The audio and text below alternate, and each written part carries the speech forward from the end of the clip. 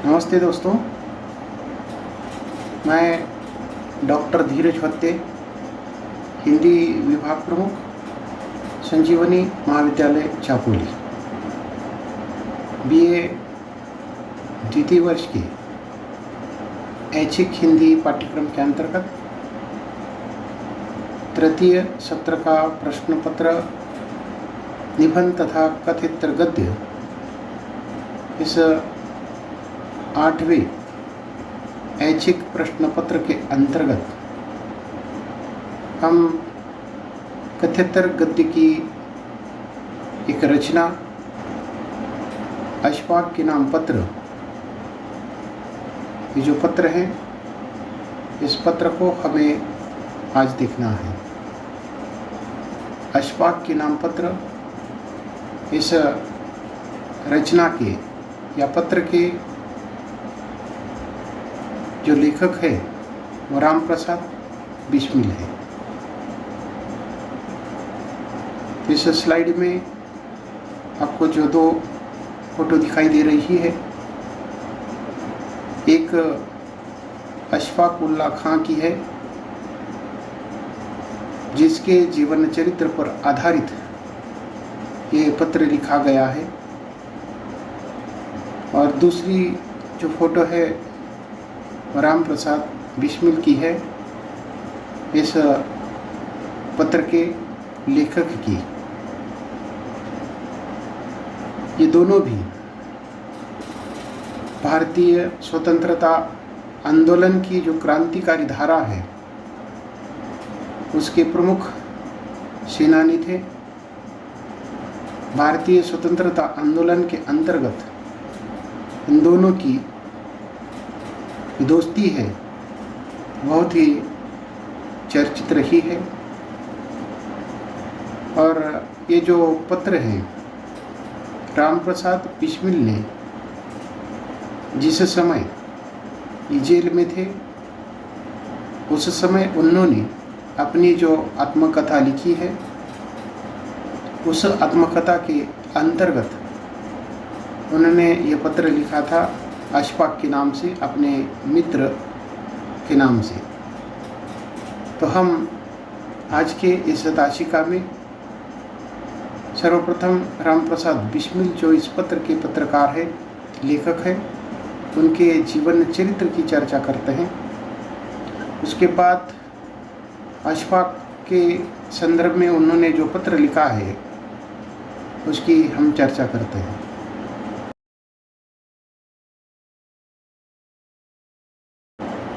तो आज के इस ऑनलाइन ताशिका में पुनः एक बार आपका हार्दिक स्वागत। अशफाक के नाम पत्र, इस पत्र के लेखक राम प्रसाद बिस्मिल का जो परिचय है उसको हम देखते हैं। इनका कालखंड 11 जून 1897 से दिसंबर 1927 तक का रहा है। राम प्रसाद बिस्मिल जो एक भारतीय स्वतंत्रता आंदोलन के जो क्रांतिकारी धारा थी उसके एक प्रमुख सेनानी थे, जिन्हें 30 वर्ष की आयु में ब्रिटिश सरकार ने फांसी दे दी। वे मौनपुरी षड्यंत्र और कोकारी कांड जैसी कई घटनाओं में शामिल थे। उसके साथ ही हिंदुस्तान रिपब्लिकन एसोसिएशन के भी एक महत्वपूर्ण सदस्य थे। राम प्रसाद बिस्मिल एक कवि, शायर, अनुवादक, बहुआयामी इतिहासकार और साहित्यकार भी थे। उनका जो बिस्मिल नाम है उर्दू तकल्लुस यानी उपनाम था, जिसका हिंदी में अर्थ आध्यात्मिक रूप से आहत इस प्रकार का होता है। बिस्मिल के अतिरिक्त विराम और अज्ञात के नाम से भी लेख और कविताएं लिखते थे। ज्येष्ठ शुक्ल एकादशी जिसे निर्जला एकादशी कहा जाता है। विक्रमी संवत 1954 शुक्रवार को उत्तर प्रदेश के शाहजहाँपुर में उनका जन्म हुआ है। 30 वर्ष की आयु में पौष कृष्ण एकादशी, जिसको सफला एकादशी कहा जाता है, सोमवार विक्रमी संवत 1984 में वे शहीद हुए। उन्होंने सन 1916 में 19 वर्ष की आयु में क्रांतिकारी मार्ग पर कदम रखा था। 11 वर्ष के क्रांतिकारी जीवन में रामप्रसाद बिस्मिल ने कई पुस्तकें लिखी और उन पुस्तकों को स्वयं ही प्रकाशित किया था। उन पुस्तकों को बेचकर उससे जो पैसा उन्हें मिला, उस पैसे से उन्होंने हथियार खरीदे और उन हथियारों का उपयोग ब्रिटिश राज का विरोध करने के लिए किया। रामप्रसाद बिस्मिल ने अपने जीवन काल में 11 पुस्तकों को प्रकाशित किया है, जिनमें से अधिकतर अंग्रेजी सरकार द्वारा जब्त कर ली गई थी। रामप्रसाद बिस्मिल को अंग्रेजी समय की जो संयुक्त प्रांत, जिसके अंतर्गत आगरा और अवध की लखनऊ सेंट्रल जेल के 19 नंबर बैरक में रखा गया था।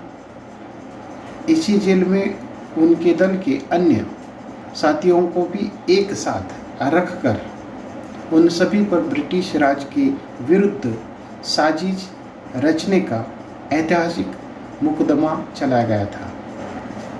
रामप्रसाद बिस्मिल के प्रारंभिक जीवन और उनकी शैक्षणिक जो गतिविधियां हैं उसके संदर्भ में हम चर्चा करते हैं। रामप्रसाद बिस्मिल का जन्म 11 जून 1897 को उत्तर प्रदेश के शाहजहाँपुर शहर के खिरनीबाग मोहल्ले में हुआ। रामप्रसाद के पिता मुरलीधर और माता मूलमती की वे दूसरी संतान थी। माता पिता दोनों ही राम के आराध्य भक्त थे, इसीलिए बालक का जो नाम है रामप्रसाद रखा गया। रामप्रसाद की माँ मूलमती तो सदैव यही कहती थी कि उन्हें राम जैसा पुत्र चाहिए। ये छोटा बालक घर में सभी लोग प्यार से उसे राम कहकर ही पुकारते थे। मुरलीधर के कुल 9 संतानें हुई, जिनमें 5 पुत्रियां और 4 पुत्र थे। आगे चलकर उसमें से 2 पुत्रियों का एवं 2 पुत्रों का देहांत हो गया। बाल्यकाल से ही रामप्रसाद की जो शिक्षा है उस पर विशेष ध्यान दिया गया था, परंतु रामप्रसाद का जो मन है शिक्षा के बजाय खेलने में अधिक लगता था। इसके ही कारण पिताजी को उनकी खूब पिटाई करनी पड़ती थी, परंतु उनकी जो माँ है वह हमेशा उन्हें समझाती थी। माँ का जो प्यार है वह उन पर बहुत था, इसीलिए माँ प्यार से उनको सिखाने का काम करती थी, समझाने का काम करती थी और उनके मन पर कहीं न कहीं उनके माँ का जो प्रभाव है वह अवश्य रूप में दिखाई देता है। उनके पिता ने पहले हिंदी भाषा का जो अक्षरबोध है उनको कराया था, किंतु इस बात का वह विरोध करते रहे और उसके बदले में उनको अपने पिता की हमेशा मार खानी पड़ती थी। हिंदी शिक्षा में वे हार जाते हैं। सफल न होने के कारण उनको उर्दू के एक स्कूल में भर्ती किया जाता है। शायद यही प्राकृतिक जो गुण है राम प्रसाद को एक क्रांतिकारी बना गया।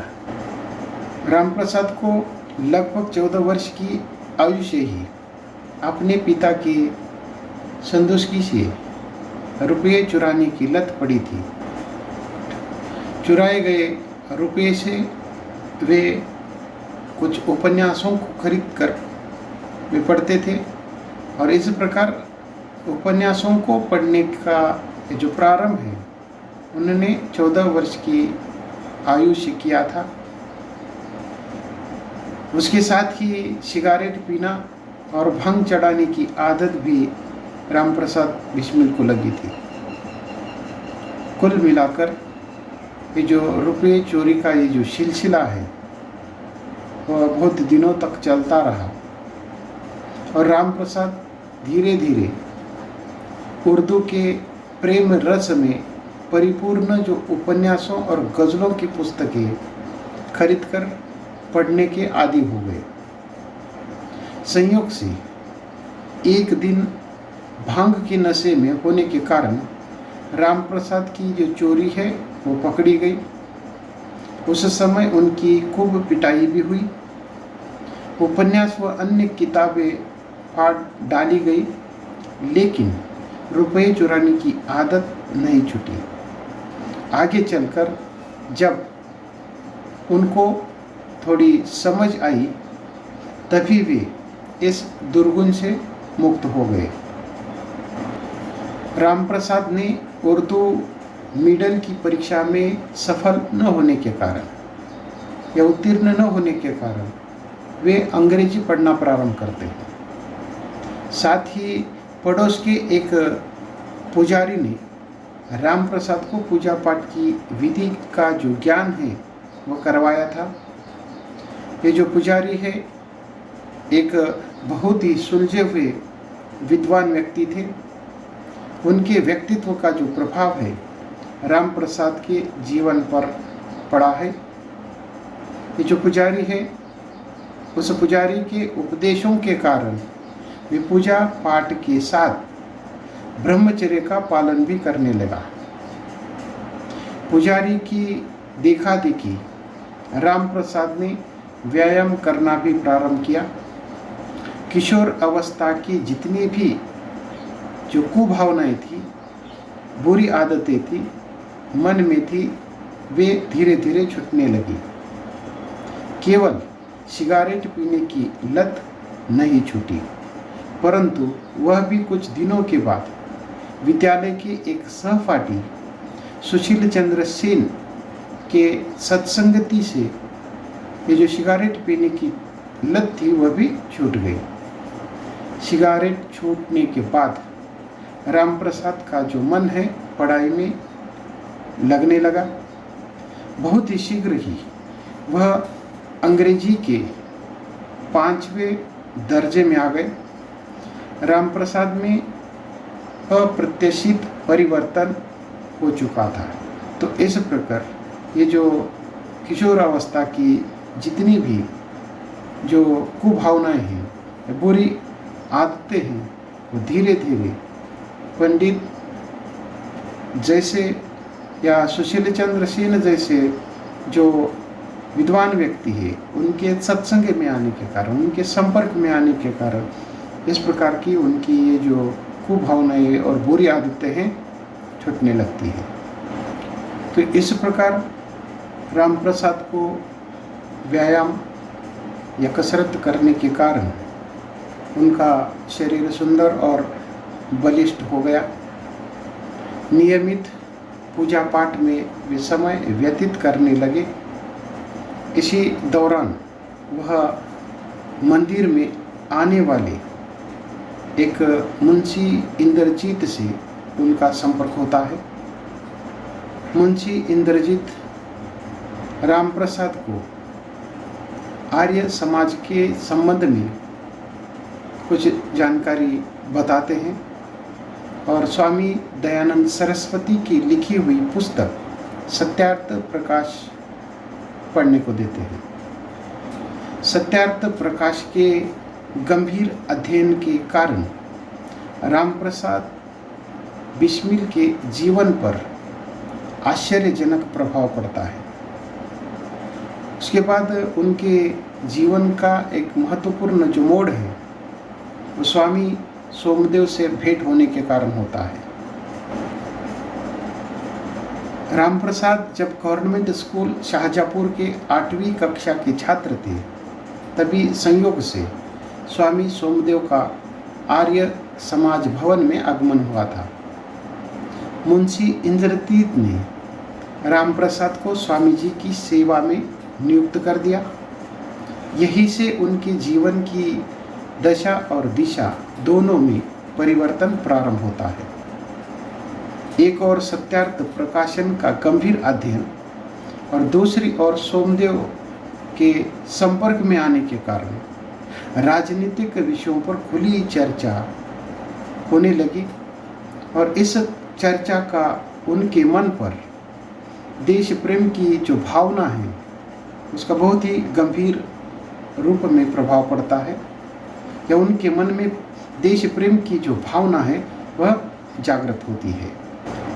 सन 1916 में लखनऊ में कांग्रेस का एक अधिवेशन होता है और उस अधिवेशन के स्वागताध्यक्ष पंडित जगत नारायण मुल्ला थे और इस अधिवेशन में स्वागताध्यक्ष के रूप में जगत नारायण मुल्ला ने कुछ आदेश दिए थे। रामप्रसाद ने जगत नारायण मुल्ला के उन आदेशों की धज्जियां उड़ाते हुए लोकमान्य तिलक की पूरे लखनऊ शहर में शोभा यात्रा निकाली।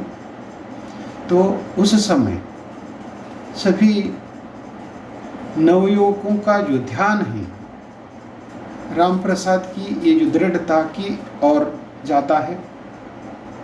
इस अधिवेशन के दौरान उनका जो परिचय है वो केशव बलराम हेडगेवार के जैसे अन्य कुछ लोगों के साथ होता है, जिसके अंतर्गत सोमदेव शर्मा, मुकुंदलाल आदि का भी समावेश था। तो ऐसे व्यक्तियों के वे संपर्क में आते हैं।